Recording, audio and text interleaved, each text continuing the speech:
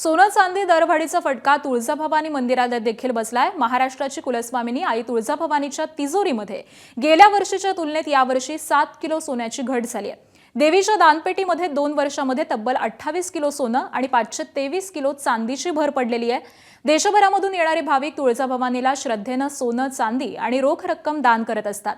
भाविकांनी अर्पण केलेल्या देणगीमधून तुळजाभवानीच्या तिजोरीमध्ये दिवसेंदिवस वाढ होते आणि आतापर्यंत तुळजाभवानीच्या तिजोरीमध्ये तब्बल 253 किलो सोनं आणि 4523 किलो चांदी असल्याची नोंद झालेली आहे।